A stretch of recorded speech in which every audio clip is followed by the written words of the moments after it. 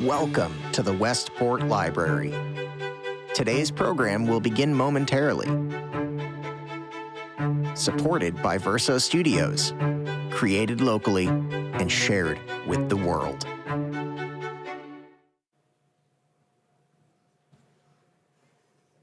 Good evening, everyone. My name is Carrie, and I'm part of the programming team here at the library. And I'd like to welcome you to tonight's screening and panel discussion to the state of the good life in partnership with filmmaker Robert Stephen Williams. Robert is a versatile storyteller whose expertise spans across film, literature, music, and business. His documentary, Gatsby in Connecticut, earned praise from The New Yorker as one of 2020's standout films. Robert also often collaborates with impactful organizations like the one highlighted in our film tonight. Recently, he completed a short film for the Norwalk-based Smart Kids with Learning Disabilities that featured their honorary chair, Henry Winkler. And tonight's film, To the State of the Good Life, is part of a national social impact campaign involving over 20 not-for-profits and offers an intimate look at immigration, DACA, and the American dream. Please welcome Robert Stephen Williams.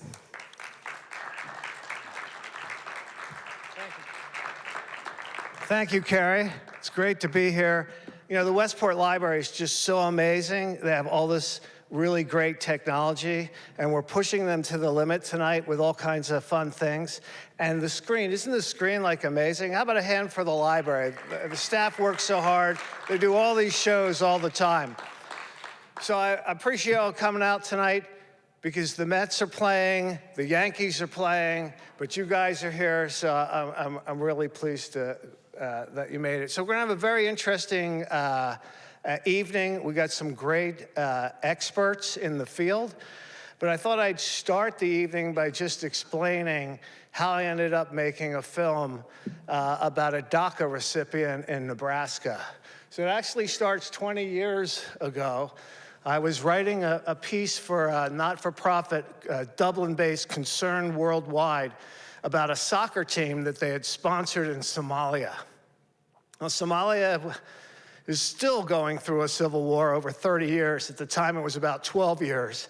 And they were underwriting this soccer team that somehow put together a team that was competitive on the international stage. And the entire country galvanized around this team. And the team traveled through Somalia, a 4,000-kilometer tour, at a time when people rarely ventured outside of the city limits anywhere in the country. And part of why they were playing was to also spend time talking about cooperation and peace. Somalia is divided because they have so many different clans, and this team was comprised of a bunch of clans, and they went around to various towns playing local clubs, demonstrating that when you cooperate, many great things can happen. So I wrote this story, and that story ended up raising a lot of money for the team. And it was really great to see the team progress. But unfortunately, Al-Shabaab took over Mogadishu in 2006, 2007. But here's a shot of the team in 2002. But when Al-Shabaab took over Mogadishu, many of the team members fled the country. And a good friend that I'd stayed in contact with was a man named Awali, and you see him there. And he ended up in Nebraska with his family. And so I wanted to make a film about that and a little bit about his journey. And I'm sure you've heard about the treacherous journey of many African refugees making it across the Mediterranean, very dangerous crossing. But you may never have seen a photo like this across the desert, and Awali and his pregnant wife went across the desert in one of these where there are like 200 or 300 people on that truck. And on his journey, over eight people passed away. So it was really tough, but amazingly, they ended up in Nebraska, and today they're American citizens. No one leaves home unless home is the mouth of a shark. And that's by the Somali poet Warsan Shire, who is actually in LA now. But it's something really to think about. You know, nobody wants to leave home unless it's just an absolute nightmare. And I think she really summed it up beautifully. And so Owali and his family, who today are American citizens, are in Grand Island, Nebraska, which is home of the Nebraska State Fair. So we were there for, we made 2 trips there. And this is their family. A couple of the boys are missing, but they're also entrepreneurs. Suad, his wife, runs this grocery store and cafe. We had a lunch with goat soup, and my cinematographer is out there, almost had a heart attack eating goat, but it was actually amazing. Great family. And while we were there doing another filming with them, we decided we wanted to broaden our perspective and get a handle on the various organizations that help refugees that settle in this country. And we ended up at the Multicultural Coalition in Grand Island. And it turned out that this organization had helped Owali and Suad become American citizens. And they also helped them with setting up their small business in that grocery store and cafe. And while we were talking to the organization about Owali and Suad, we met Raul Arcos Hawkins, who you're going to meet later on this evening, and he's the feature of our film. And it's interesting, when you're making a documentary, you think you have an idea of what the story is, but it's a big mistake to just think that that is the story. And the real secret to making a good documentary is keeping yourself open and creating an environment for amazing things to happen. And while we were in the process of possibly wrapping up, Raul started to tell us the story of how he ended up in this country. And I remember talking quietly saying to Jim, who's out there, Jim Swaffield, my cinematographer. How about a hand for him? He's an amazing filmmaker and editor himself. And I quietly said to Jim, I hope the cameras are rolling, right? Because that's a rule, always keep the cameras rolling. And Raul told us this amazing story, and we came out of that, and we knew we had this film, The Nebraskans, and we've been working on it for 3 years, and we know that we're going to be going back to see where they are in a couple of years so that we're seeing progression. But I was thinking, after hearing Raul's story, given the sense of urgency there is in terms of immigration and the implication for DACA recipients, that maybe we needed to move quickly and see if we could get something out. And so we fortunately were able to get an anonymous donor to help us complete the film and license all the music and get clearances for various things. And so we created this documentary, and we're giving it away. And as what Carrie was saying, we've created this social impact campaign.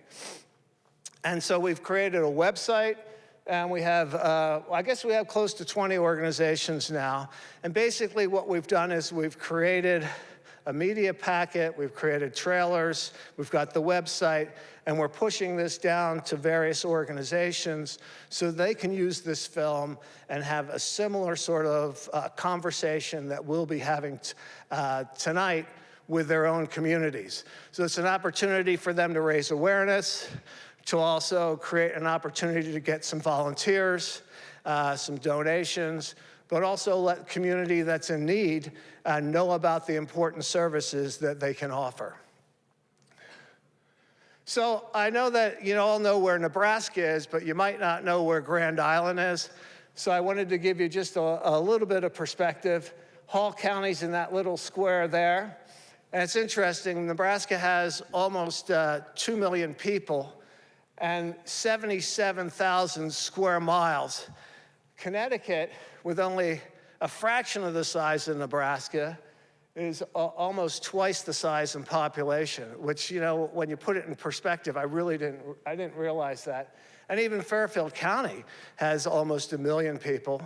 Westport's 28,000. I think Fairfield's got 61,000. Norwalk's like 80 or 90,000. So just to give you a little perspective of, because we're going to be hearing from folks and they're going to be zooming in from Lincoln, Nebraska, and also Grand Island after we see the film. So I think without further ado, let's watch the film and then we'll come back and bring up the panelists and we'll talk about what we just saw.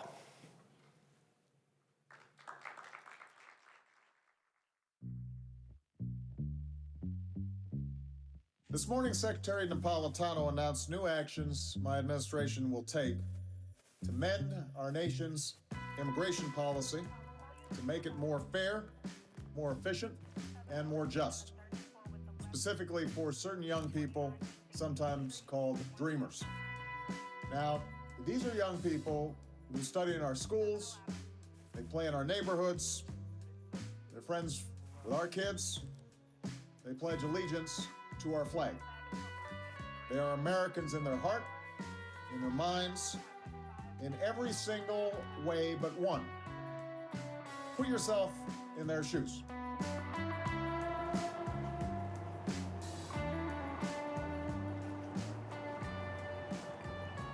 In 2012, when the Obama administration announced DACA, I barely made it. It was my 29th birthday. I think that was the best birthday present I've ever had in my life.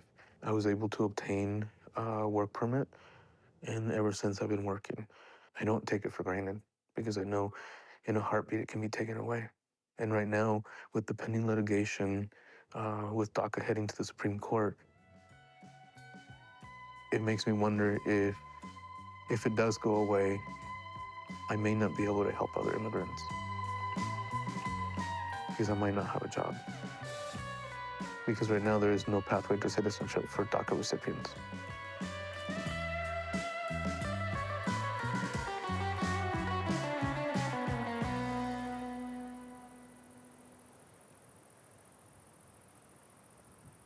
Leaving the U.S., I think would be the hardest decision that I'd have to make. I don't know what I would do. I'm always afraid that if I don't do my taxes, that they're gonna revoke my DACA. I'm always afraid that if I get pulled over, my DACA's gonna go away. Even in the position that I am right now, that I think I finally made it, I still have that fear. There's no way I would be able to go back to Mexico. I don't know any other country but the US.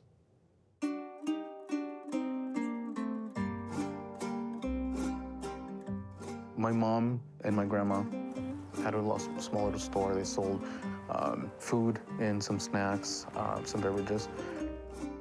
And one night, as they were serving, as my mom was making food and people were eating, some men had come in. These men were telling my grandmother and my mom that they needed to pay either a security fee or a protection fee.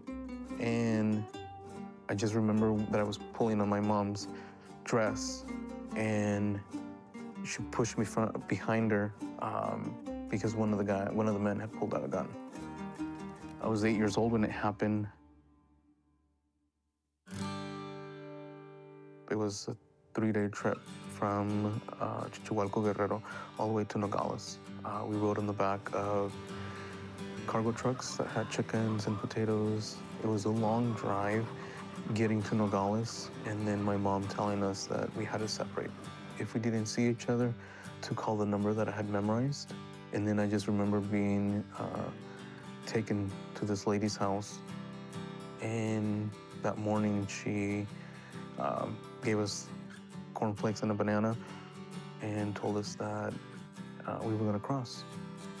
There was a little Mexican boy on the Mexican side and another kid on the US side. And the kid on the US side, we seen him that he was holding a couple balloons and some cotton candy. And then the little Mexican boy, he started clipping the fence. And he pulled it up and he goes, okay. The kid on the other side handed my brother and I a balloon and some cotton candy, took us to a park nearby. We were there for about 3-4 hours before my mom and my grandma showed up. My uncle's wife drove from Idaho to Nogales and picked us up along with her 2 kids, myself, my brother, my mom, my grandma, my uncle, and my aunt. So we were all packed like sardines inside the back of a Bronco. And I learned that I didn't like bologna sandwiches, because that's what we ate for 2 days. In Burley, Idaho, in the early 1991, my mom would take us out to the beet fields, to the sugar beets, and help her. I just remember that we were all excited because we went to an old Ace Hardware, and we bought the little kid shovel and the little hose. You know, to us it was just a game, but to my mom it meant it was another $1. We would get up at 5 in the morning, be at the beet fields by 6, and then we were usually done by 2 p.m. And that was an everyday thing, except on Sundays when we went to church. The summer of '93 that we moved to Schuyler, Nebraska, to the state of the good life. Unknowingly, my mom didn't know what that meant. She spent about 20 years working in the meatpacking industry. It was 1994, a year after my mom was saving up to buy a vehicle, and she would work on Saturdays for overtime. When I went to school, that one of my classmates had said, well, Raul's mom was illegal and she got deported. I was sent to the school nurse and I got sent home, and I had to talk to my aunt, and my aunt's like, it's true. She's like, but you'll have to deny it. You have to tell them that your mom and your uncle are on a trip. She would never talk about what happened when she got deported, and then what happened on her way back, even till this day. In order to make ends meet, she would have to work 10, 12 hours a day. And then at the age of 14, I overheard a conversation between her and my grandma, where she said she was having a hard time, even at that time, because we were asking for more things for school, and that she didn't know where she was going to come up with the money. Then that's when I started working in restaurants. I worked at a restaurant washing dishes for $1.95 because I was undocumented. They would pay me cash. I felt that it was my responsibility since my dad had passed away when I was 3. I think I tried to compensate for that by getting good grades, always behaving. I started to get recognition in the school system for everything that I was doing. I represented the state of Nebraska in a National History Day competition. I think I had forgone all the conversations about being undocumented. I wanted to get my learner's permit, and my mom kept telling me no, that I didn't understand why at the time, until I asked her, and she told me that it was something that I couldn't talk about. And I went to college to become a school teacher. I had gone a full ride to Wayne State College, and I couldn't pay my tuition because at the time, the state didn't recognize undocumented students as residents of the state. My mom would always tell us that she sacrificed so much for us to get a better education and a better way of life. I had to leave college, and we never talked about it. Never talked about it because it just kept bringing back all the memories. It kept bringing back how one thing, being undocumented, has caused so much grief in her family.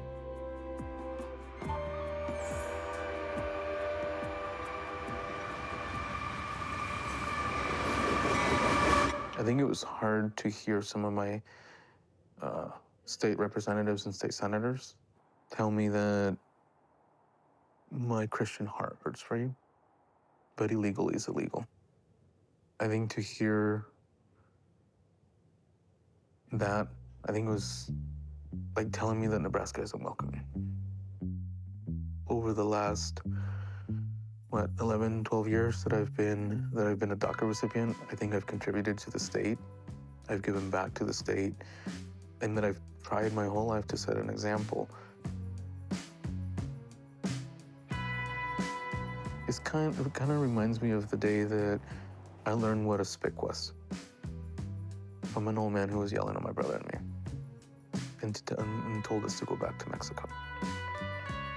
I think it took a lot to realize also the responsibility that I have as a leader to make people aware of the opportunities that this great country offers you.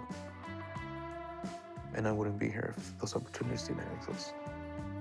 That's how much I love this country.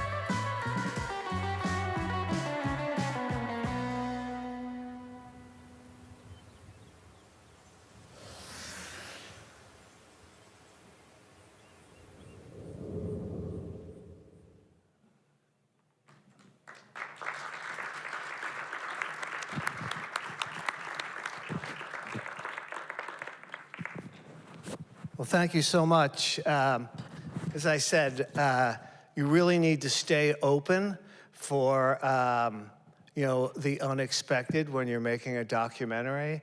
And when Raul was talking and telling us that, I knew when we walked out of it that we had an amazing story to tell.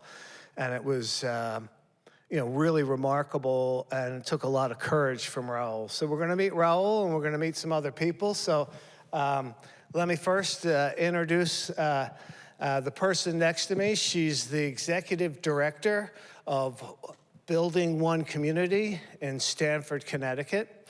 When I was looking at the website, I didn't realize that you started there as a volunteer, right, worked your way up, and only recently became the executive director.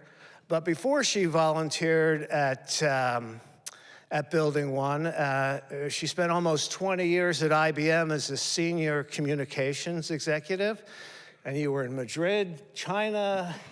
You were responsible for Central Europe. It sounded like you had an amazing job. And so please welcome Elena Moreno Perez, please. Thank you so much. Thank you so much, Robert, for having me. It makes me very happy to be here with all of you today. Not only because this is such an important and timely topic, I'm also, like Robert here, a fellow Westporter. So we love this library as well, and I'm very happy to be here with all of you today. Thank you. Yeah. So we have a couple of people zooming in from Nebraska. And I don't know where we are in the PowerPoint. Oh, yeah, so that's the panel. Yeah, oh, actually, we have a screen right here. The technology in this library is unbelievable. Look, you can even see us there. Yeah. That's amazing. Okay, so I had a slide. This is from your website, Building One Community, Elena, so you've got that. Thank so you you. don't have to turn around. You can I just can look see it there. here, too. So, okay, we're very fortunate tonight because we have somebody that's taking a break from the campaign trail. She's campaigning. I guess she's held office as the Lancaster County Commissioner in Lincoln, Nebraska since 2019, but she's in a heated battle. We're confident she's going to win, but fortunately, she took time off to be with us this evening. And I have to say, she's done a tremendous job for us on our social impact campaign. She's the one that really helped me connect all these organizations to our website, and she's the one that connected me to you, Elena. That's right. But yeah, which is, I don't know how she does these things. She's unbelievable. Please welcome Krista Yoakum. I don't know if she's going to show. Oh, there she is. There they are. That amazing. There she is. Hi, Krista. Can you hear us? I do hear you, and thank you. Thank you for saying such kind things. I do want to just say, because I know they were going to have some divisive conversation here, or talk about how divisive it is in our community. When I'm out knocking doors, and I don't want to turn this into a political thing here, but when I'm out knocking doors and I'm talking to people in their homes, it restores my faith in humanity. Most people as individuals want to have conversations, and they're not all this loud noise that we see on our TVs and in our social media every day. Yeah, that's amazing, Krista.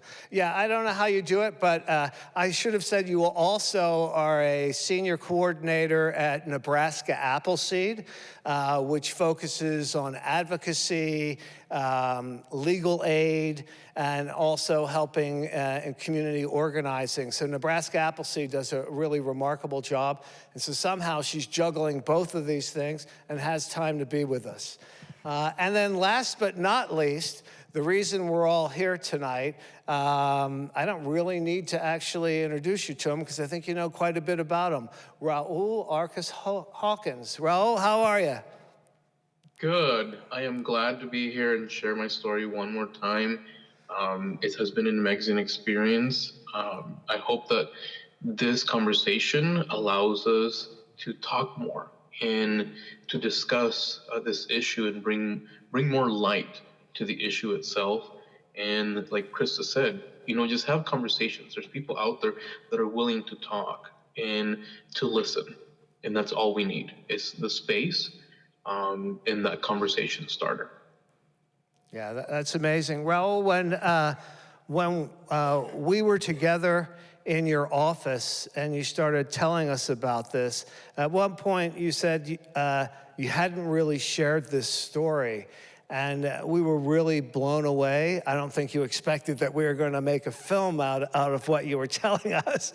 But I'm curious, you had this story to yourself for many, many years. You've been a leader in the community of Grand Island, active in this space for many years. What was it that made you realize in 2023 it was time to share this story?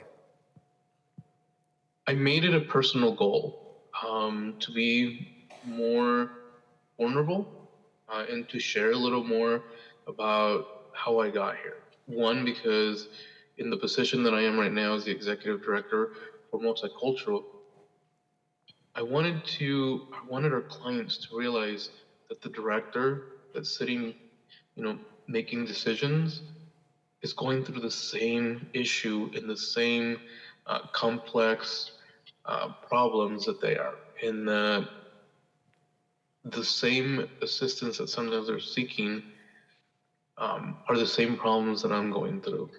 There was an instance last year where my DACA actually didn't come in on time, and I actually had to prepare 2 different agendas for my board.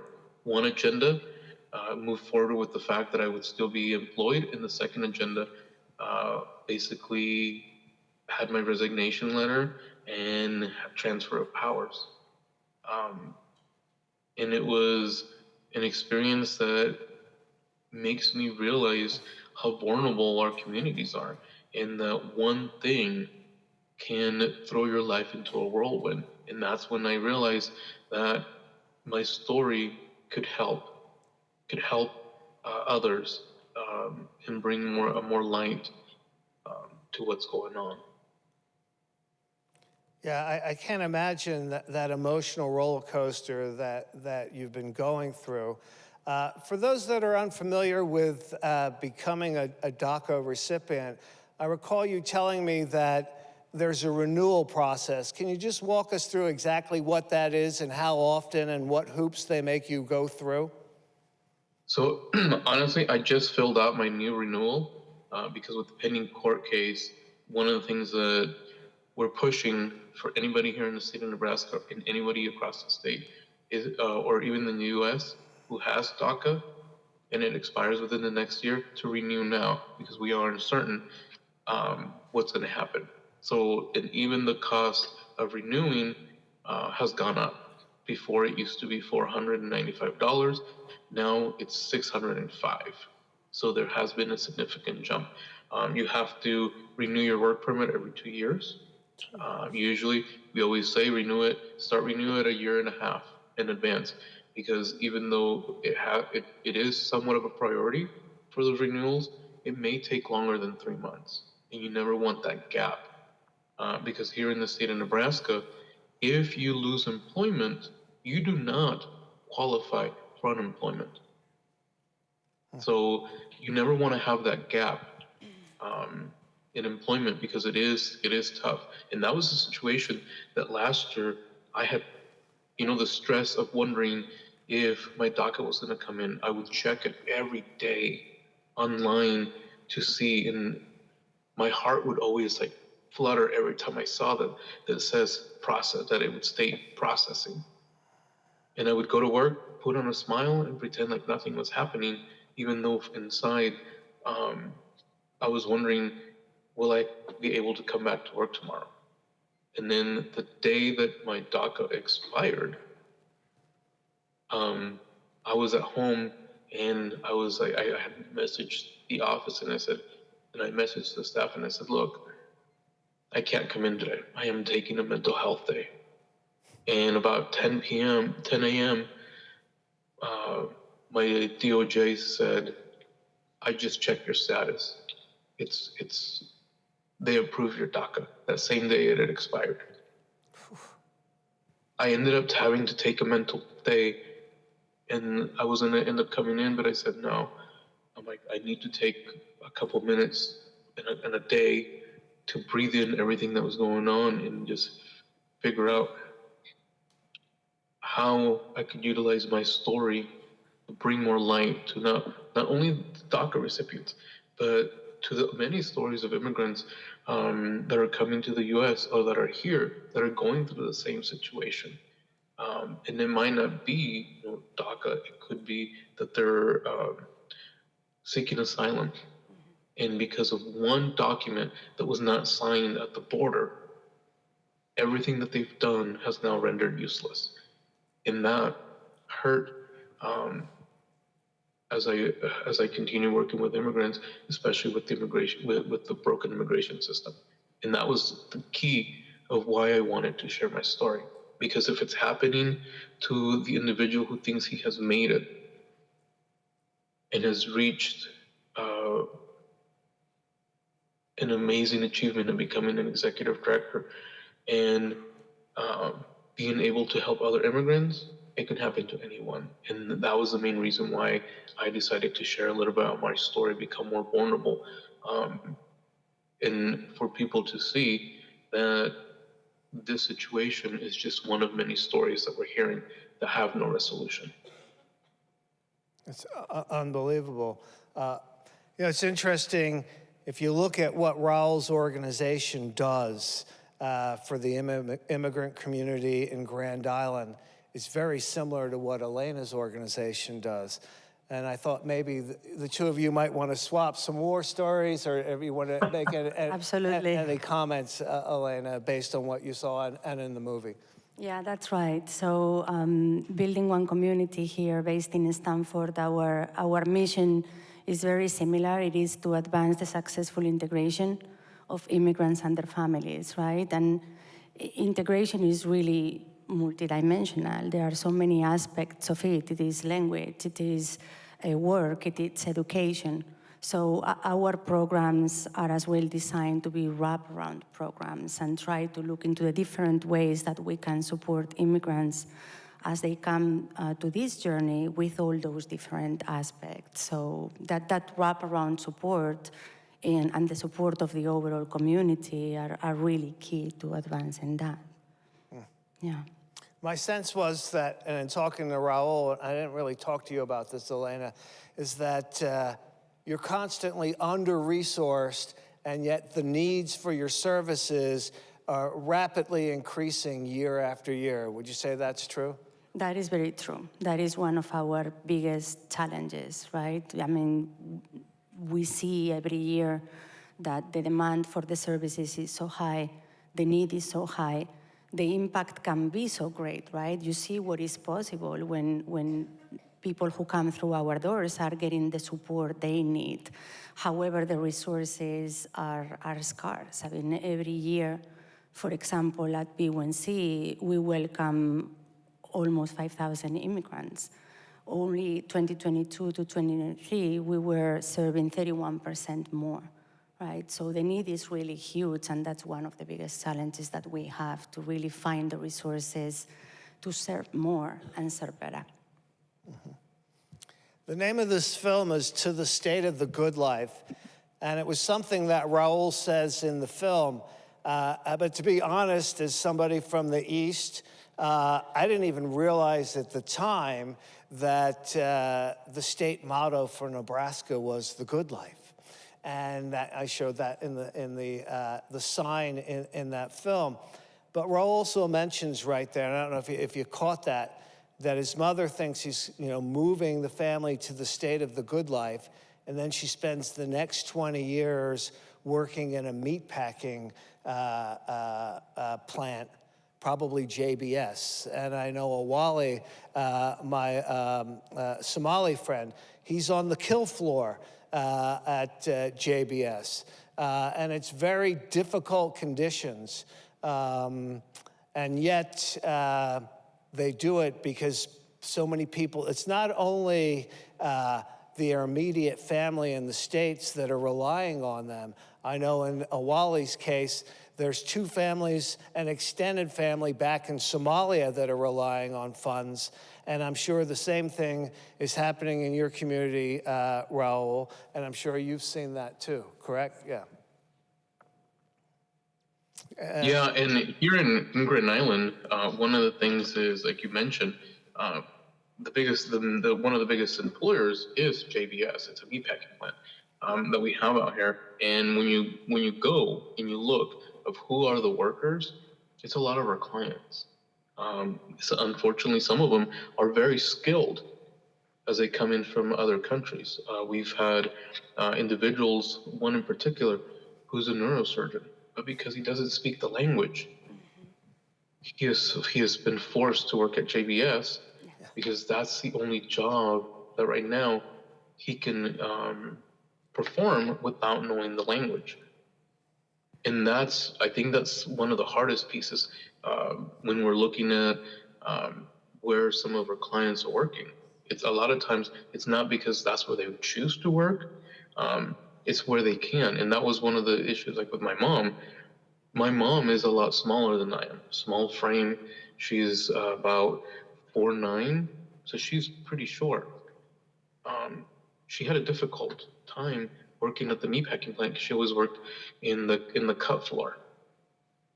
And that was mostly men that were working there because the pieces of meat that she dealt with were a lot bigger and sometimes were heavier than she was. And the strenuous of the job itself, there was times where she would come home and that she was so tired, the last thing she wanted to do was go and play with us and her kids, or just throw ball outside because she couldn't. And those were the things that I remember when I was a kid, that she missed a lot of our school activities because she was working.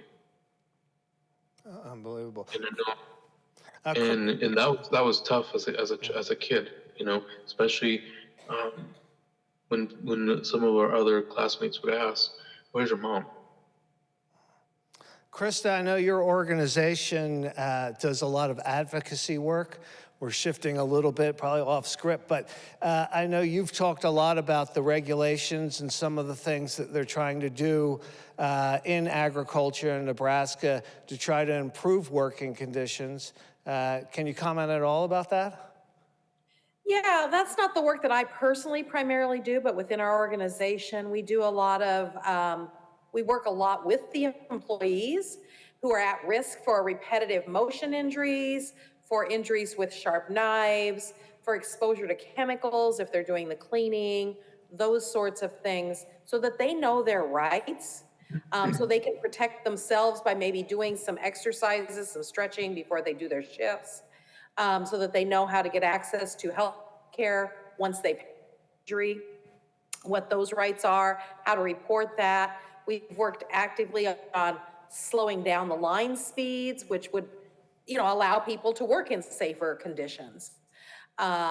Those sort of things we actively do work on, because people do get these injuries that at young ages, as Raul was explaining the toll it took on his mother, there are people that have lifelong injuries when they're in their 30s and 40s that affects their earnings for the rest of their lives.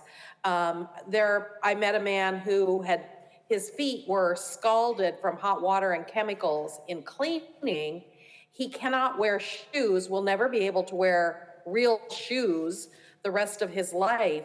And he took a settlement for $10,000 for that type of an injury. He was probably in his early 40s, maybe late 30s at that time. It's because there's a vulnerable population who don't know their rights, or, as Raul alluded to earlier, are often at fear of, I will be deported or something will happen to me if I make noise, if I speak up.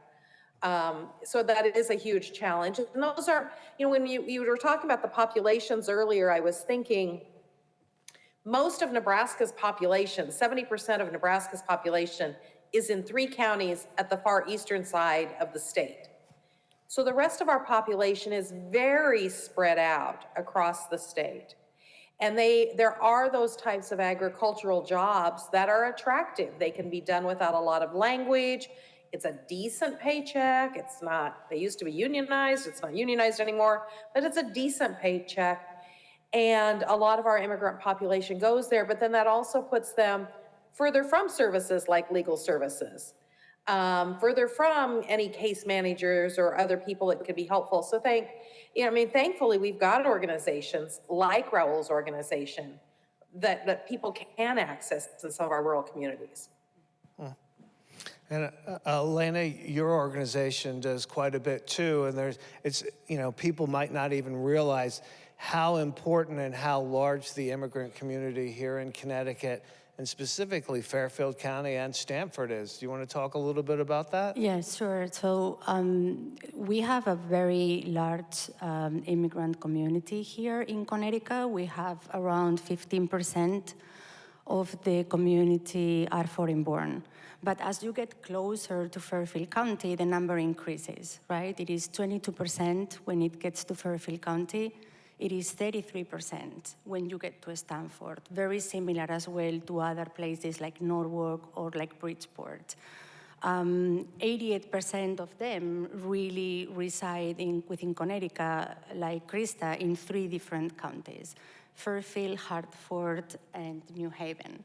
However, the demographics within each county really vary a lot, right? As I was listening to Krista, I realized that maybe the demographics of the immigrant community here in Fairfield County, they are very different to the ones in Nebraska, or maybe the industries they work in, they are also very different, right? There is not so much of agriculture here, but we do see here that when it comes to immigrant communities, we have a very high skilled population that are mostly working in corporations, or you have a lower skilled population that is really working in services, right? And that's why actually Fairfield County is attracting and bringing so many immigrants.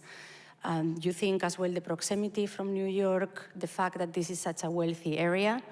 They are our nannies, they are our landscapers, the people who are at the restaurants. You think about undocumented population, for example, we have around 120,000 undocumented people in Connecticut. Half of them, a bit more than half of them, are here in Fairfield County, right? However, 70% of them are working and they are contributing, and many of them are paying taxes. So even if the demographics are very different, the industries are very different, the challenges they face are the same. So what Krista was describing about immigrants coming to our area and having issues trying to understand the system, navigate the system, speaking the language, being able to understand what are their rights, how they can actually report on issues that they may have, they fear, it's exactly the same. So the nature of our work is as well very much about that. It's about supporting them, increasing their awareness, helping them navigate, helping them gain the skills, in many cases as well, how to get back on their feet from what they had in their countries, right? We also have a lot of people, well, maybe they were artists or they were nurses, and then they come here and they have to start from zero because all the knowledge, all the certificates, they are worthless, right? So how do you help them reinvent themselves as well and get back on their feet? And then what happens when that's possible? Yeah, I had the good fortune to attend an event that Elena's organization sponsored last month in Stanford. And they showed a film about a local DACA recipient. And I'd like Elena to speak about that, but something that popped in my mind that something that she said there that I'd like you guys all to comment about, and which struck me, and I know it when I was in Haiti working with Concern, you know, they don't take sides with any of the governments, whoever's in power or whatever, they're focused on helping the people. And you said something last month about, you know, it doesn't matter who's in power, we don't take sides. Our job is to help our community, and that's what we focus on, and we prepare them for whatever's coming. But we can't afford to take political sides. We wouldn't be effective. Can you talk, and is that the same for Raul and Krista in Nebraska? Yeah, that's actually right. And I mean, it's always the case. I think it's even more valid at a time like we are in right now, which is like we are just a couple of weeks away from a presidential election, right? And we do host 2 signature events a year. And beyond the fundraising element to it, the main objective is really to increase awareness, is to create the space and elevate the understanding of the community around what is the immigrant reality. So last month we had this event, and it was even more important because of the election, and we very intentionally decided to center the conversation not around policy, not about politics, but about the human stories that so often are forgotten. And as Raul was saying, they are so important and so powerful, right? So we screened a documentary by Dr. Oscar Guerra, who is a PBS producer and also a professor at UConn. The name of the documentary is Invisible Wounds, Unveiling Migration Trauma, and it can be accessed at PBS. And it narrates the story of Ruth Fajardo as she migrates from Honduras to the United States at age 15 when she becomes pregnant and wants to reunite with her mother, right? But beyond the journey, the documentary delves into all the many different challenges that she had to face. as she was coming to the country, navigating the system and trying to make a life for herself, right? And like with Raul, her life really turns around entirely when she is able to become a DACA recipient. And she is able to join the education system. She gets a scholarship in Norwalk Community College. She gets a job after having been doing many jobs for little to no pay, sometimes no pay. And then she gets a fair paid job. Now she is studying economics in Yukon. She's a manager at Amazon, and she's the mother of 4 beautiful children. So it really talks about what is possible and how, you know, people like Ruth and Raul and so many others are able to contribute and to give so much to this country when the right policies are in place, the right support of organizations like B1C or like the one that you run, Raul, and as well the support of the community is there. Yeah. You know, Raul, I forgot to ask you, last month you actually showed this film and shared it with your community during Welcoming Week, which is a big national event where organizations around the country host events like we're having tonight, and they do it through the week. Raul, what was it like sharing the film with your community, and what sort of reactions did you get?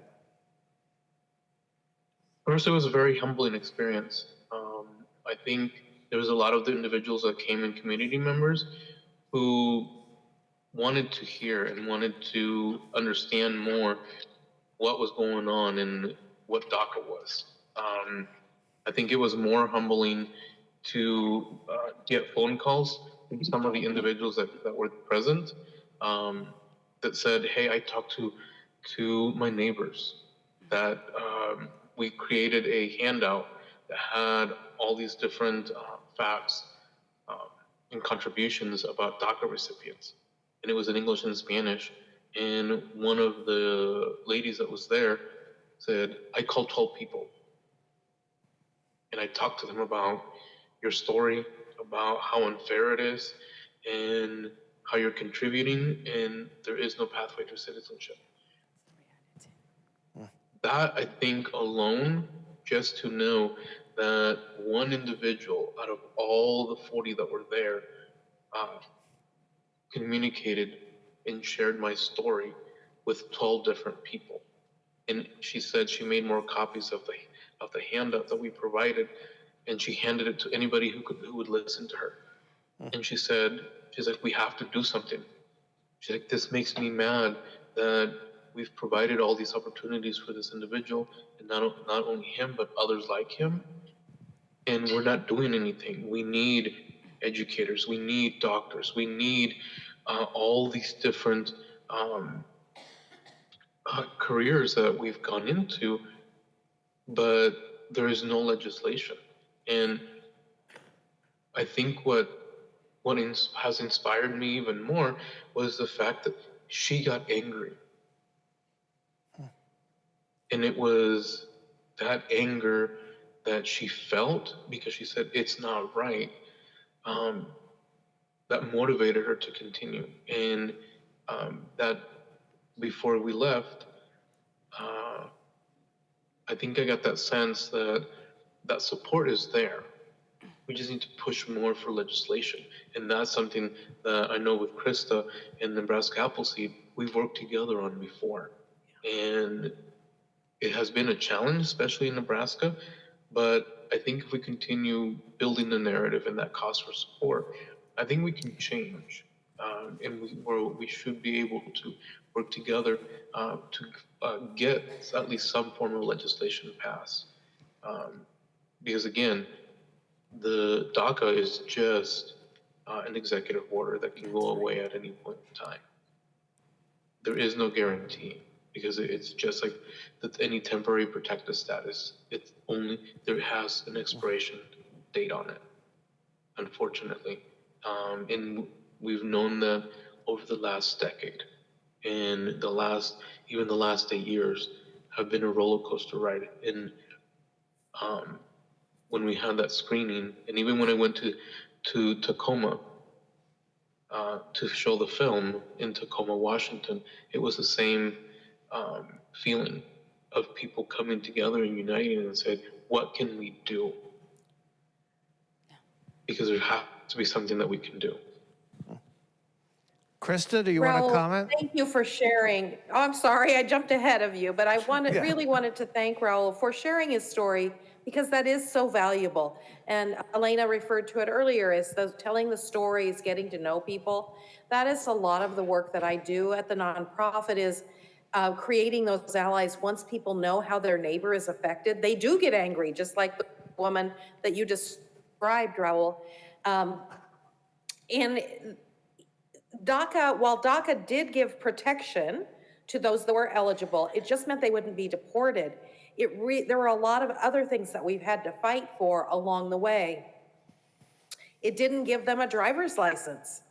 And if you think about a rural state, especially, there is no mass transportation. If you want to get to school or you want to get to work, you must have a driver's license. And it was young people like Raul and others that we helped to talk to their state senators to actually create that. Interestingly enough, our governor vetoed it. And the senators did override that veto. And one of my favorite pictures was the day they overrode the veto with people who were DACA recipients sitting up in the balcony, and the state senators turned and applauded them. So those stories are hugely valuable. And Raul, a lot of the value of you telling your story is you're looked at as a leader in the community where you live. And so people like your local mayor, your local county commissioners, your local city council become your allies, and speaking out is huge, right? We had to fight for, as Raul said, you could work if you have DACA, but we had to fight for those people like Raul who'd gone to college to get professional licenses. Because at the time you graduated from college, I don't think you could have become a teacher. Now you could. You could get a teaching certificate now, but at that time people could graduate from nursing school, cosmetology school, any of those that require a state licensure and not be able to work in their field. The way has been a fight to get to those rights, and we have to still keep fighting. As of yesterday, our Attorney General signed on to deny healthcare access to the Affordable Care Act for people with DACA. We also don't get political, and I'm referring back to your quote that you shared, Robert, that it doesn't matter who's in power. We are a nonprofit 501c3, but we definitely do advocacy. And a huge part of that is getting people together to know who their neighbors are and how they're affected by these adverse policies.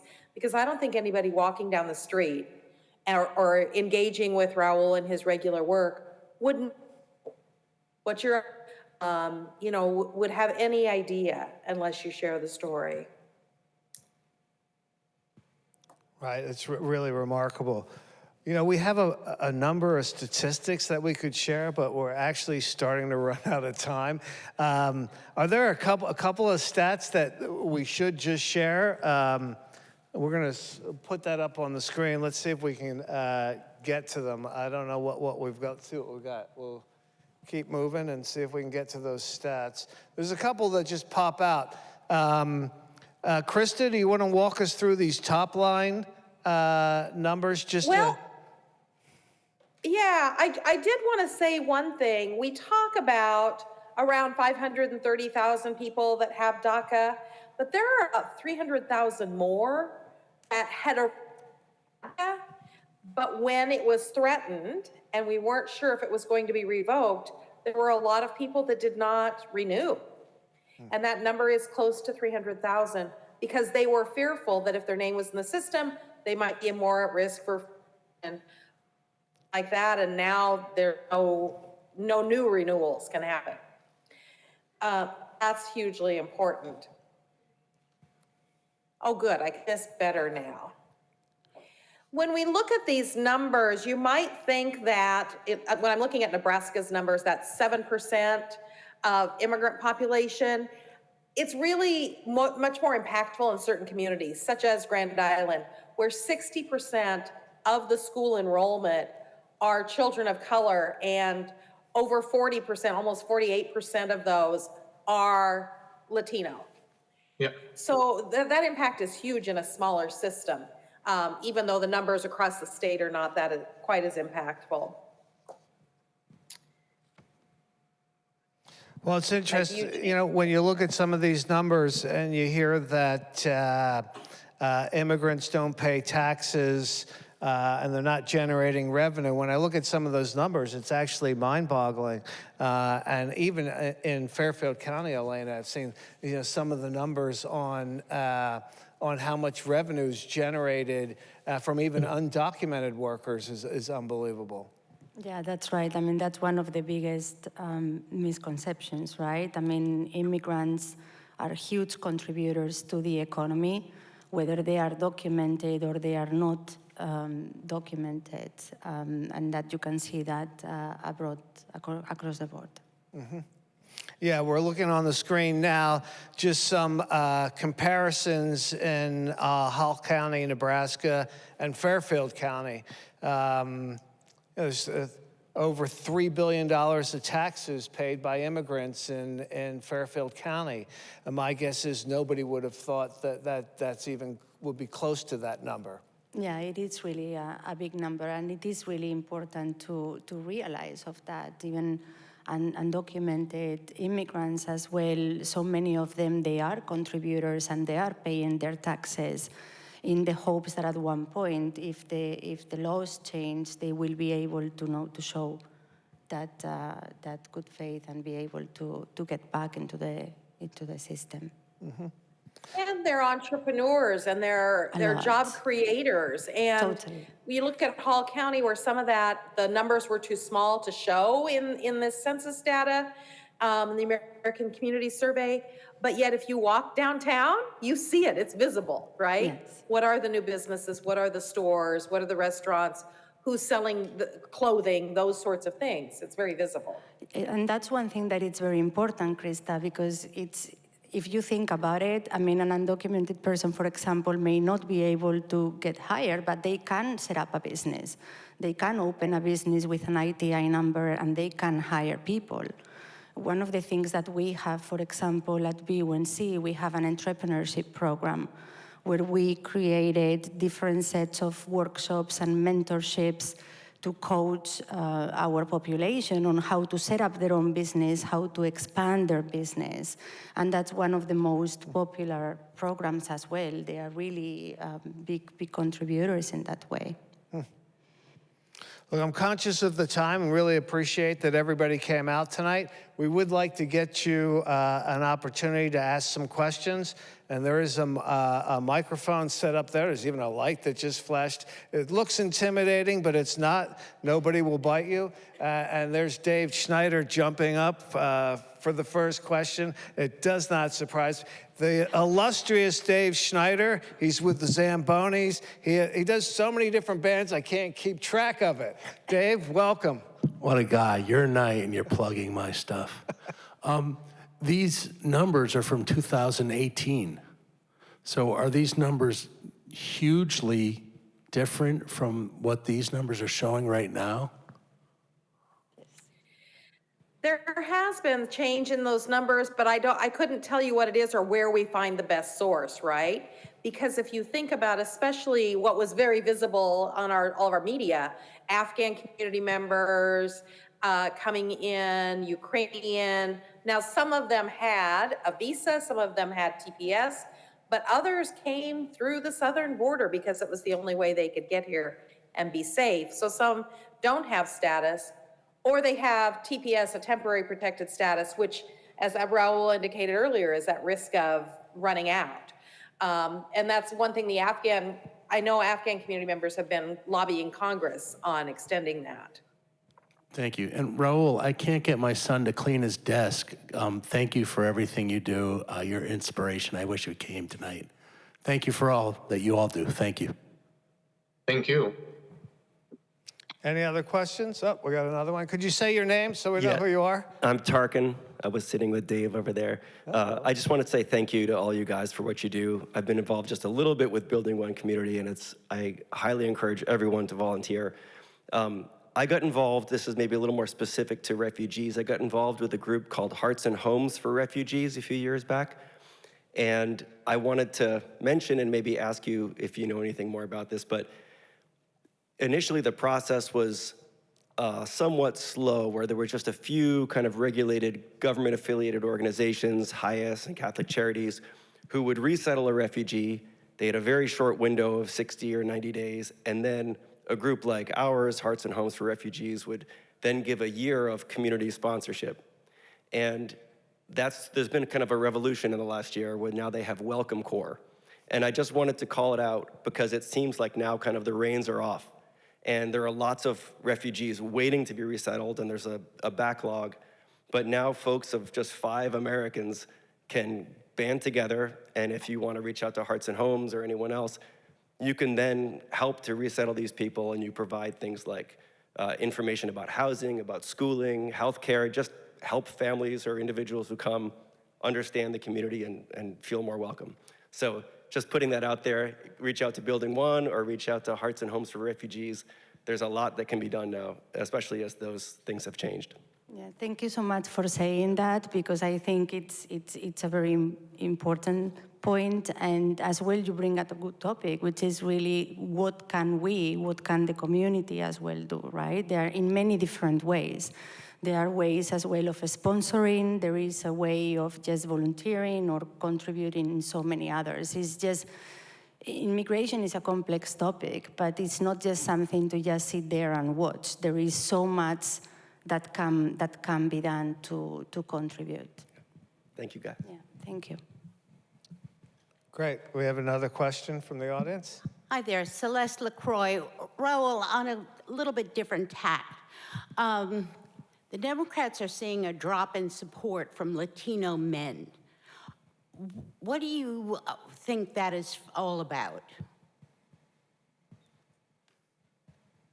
I think sometimes there's a disconnect. Unfortunately, like there has to be more outreach. I think a lot of the issues that are being discussed, was particularly when we look at just the issue of abortion. A lot of Latino men, unfortunately, don't see that as something that they're facing because it's not, part of their physiological. So that's one of the disconnects. Unfortunately, too, if you look at just Latinos themselves, a lot of them are very religious. And that's another boundary and another barrier that you would have to cross. Here in Grand Island, we have so many non-denominational Christian churches. One of the biggest ones outside of the Catholic Church holds over 3,000 members. And one of the things that we're seeing as we talk to some of our clients, and our clients giving us some feedback of some of the issues that are out there, it is that religion right now has been a hot topic where their pastors are telling them who to vote for. Not basically on the issue, but standing on the candidate themselves. So that, unfortunately, is going to be the other barrier when you're looking at Latino men, especially if they are close to a religious factor, then that's going to change the narrative. And that's one of the huge things that we're seeing here in Grand Island is some of the issues that are being discussed are not issues that they would consider, depending on the age. One of the biggest, I think, disconnects that we saw back when I was doing canvassing is depending on the generation and how many generations they have been here. An example is we were canvassing in one area where they were 3rd or 4th generation Latino Americans. And when we discussed issues like immigration, they said that wasn't a concern for them anymore. that it was healthcare in their Second Amendment. So when we're discussing, who are you targeting, we also have to look at the generation, what generation they're in, and then also if are they second, third, or fourth, or fifth, or sixth generation Latino American, where those same issues that we're talking, if immigration is key to the demographic, specifically to Latinos, some of those issues will not be the same issue that you're seeing, especially with some of the older generations. So finding the issue that it's going to attract to those Latinos is going to be hard. And I know Krista can talk a little bit more about it, but here in Grand Island, that's one of the challenges that's presented itself. That even though we may consider that immigration is the broadest topic and the one that's getting more attention, that it's those smaller key issues that are the ones that are stopping somebody from voting for a specific candidate. And as a nonprofit, we can't advocate for any of the candidates, but we can advocate for the issues that we're seeing that are impacting our clients. And again, when our clients give us feedback, it's a lot of those issues. That immigration may not be the number one forefront issue. That it might be the smaller issues that are stopping them from vote for a specific candidate. Unfortunately, we've also seen where some of the Latino Americans who are 6th, 7th generation that have been here, that are voting for a candidate you didn't think they were going to vote for, but because they're being appealed by that candidate because of some of the rhetoric that they're saying, because they've lost some of that connection with their ancestral roots, and that's where we're seeing the other issue or barrier when you're talking to the Latino electorate. We should never assume that any ethnic group or any group is a monolith, right? Yep. But I also think that when somebody has immigration status, when they are a citizen, that's how they can now vote, then that is an issue that's behind oftentimes. And now they're worried about, I got to pay my taxes, I got to feed my family, and they're worried about inflation and all the other things that everyone is worried about. I think when your immigration status hangs over you every day, then that probably is the main thing on your mind, right? So I think that may be part.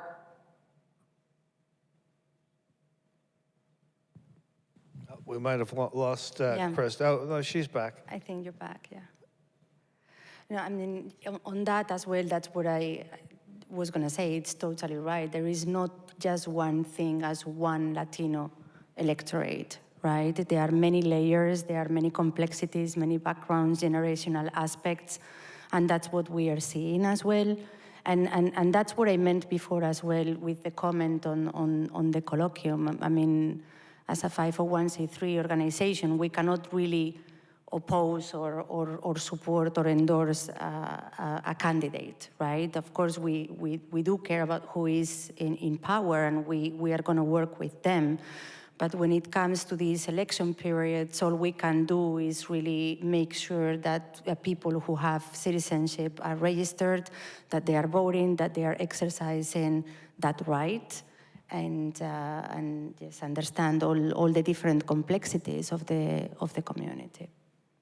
Yep. Well, I think on that note, I want to thank our panelists, Krista and Elena. Thank you so much for all you do.